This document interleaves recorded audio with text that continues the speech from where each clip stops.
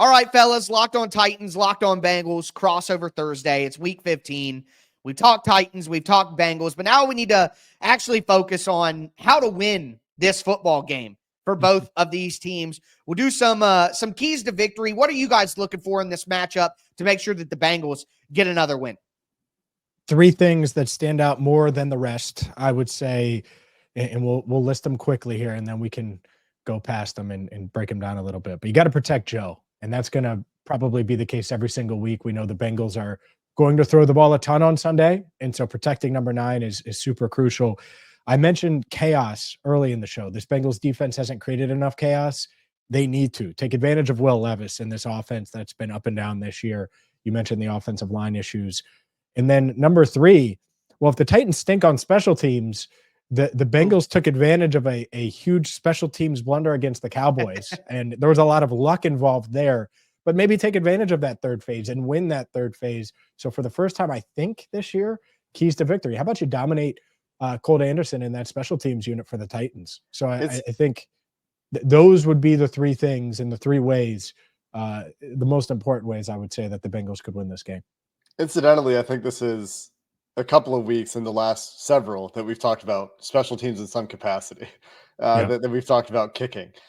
The biggest thing, though, Tyler, I think, just to add on there, to me, from a focus perspective, like when we talk about the rest of this Bengals season, is can we minimize hits on Joe Burrow? And that's why where James started, is he's taking way too many hits this year. That continued last week. He was pressured on 37% of his dropbacks, took some extra shots late in plays at times. That it's just when the games aren't necessarily getting you closer to a playoff goal, are especially tough to watch. So one thing that I'll credit the Bengals for against the Cowboys is they got to fewer true pass sets than they've been putting Joe Burrow in throughout this season. More play action than we've seen from them, and a lot more screen game than we had seen from them in that game. Whether that's an adaptation that sticks or not, we'll find out.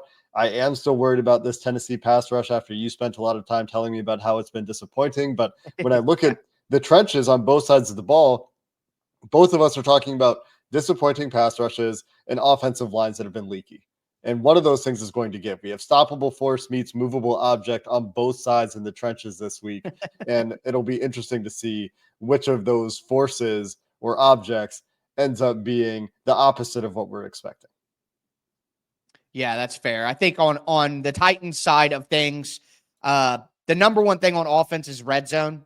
They have to find a way to take advantage when they're in the red zone. They had multiple red zone opportunities against the Jaguars that they simply didn't convert. A 4th down stop late in the game as well. There's just plenty of opportunities that they had to score in the red zone after moving the ball pretty decently up and down the field, and they just weren't able to take advantage. So if the Titans don't find ways to punch it in, and that's been a problem all year long, quite frankly, for the Titans offense, is they don't have enough opportunities in the red zone, but also they're bottom 6 in the NFL in red zone conversion rate right now as well, 47.1%. So it doesn't really matter how well you move the ball if you don't score when you're in the red zone. And against the Cincinnati Bengals offense that will put up more than 10 points this week, like they are going to put up more than 10 points, which I say that, but the Bengals put up 3 points the last time they played in Nashville. So you never really quite know, but I just have a feeling that the Bengals are going to put up more than 10 points. And if the Titans settle for field goals or they just outright have turnover on downs in the red zone, they're going to be in trouble, which I think they might be in trouble anyway.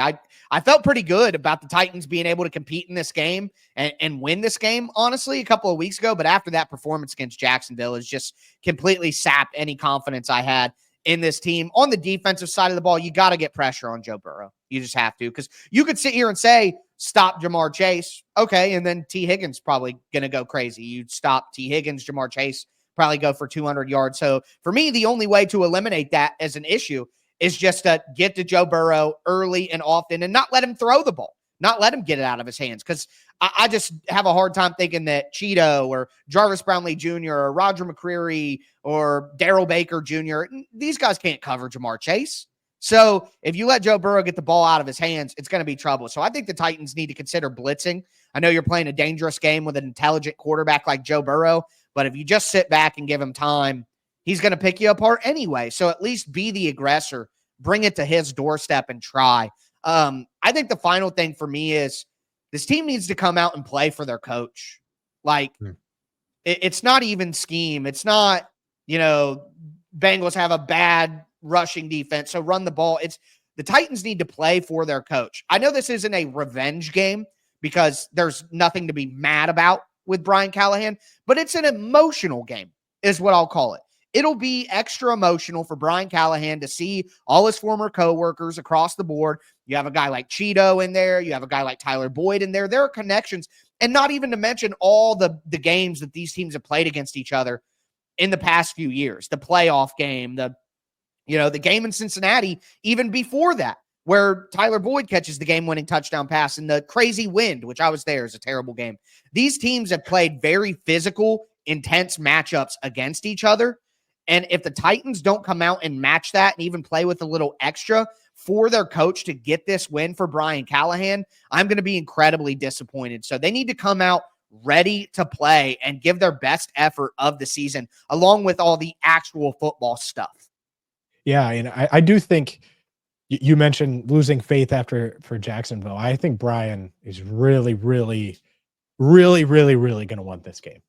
Yes, not that I agree. The Bengals don't either, but like I do think that there's that. No one really outside of maybe Zach Taylor knows Joe as well as Brian. So I think that dynamic is quite interesting as well, because I'm sure he's impressed with Joe at the same time, knows how to potentially affect him.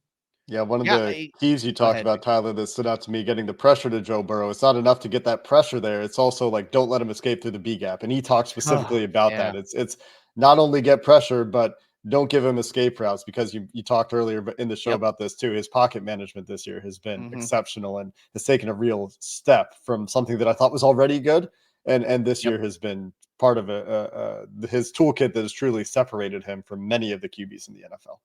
And quite honestly, the Titans have had a lot of struggles with getting pressure on the quarterback and then getting them on the ground. Like that, there are multiple games this year where they have had 6 or 7 almost sacks, where they literally get contact with the quarterback and he doesn't. They made Sam Darnold look like Mike Vick the way he was escaping pressure in the pocket, and they couldn't get him down. It's incredibly disappointing, and it's one of those things where there's no like technique thing or something. Like, you just got to get it done. You know what I mean? And they haven't been able to do that. So that'll certainly be not just getting the pressure for sure, but converting that pressure into sacks will be critical. But obviously, connections between these two franchises will make for an emotional matchup no matter what. Should be, at minimum, an interesting game to watch.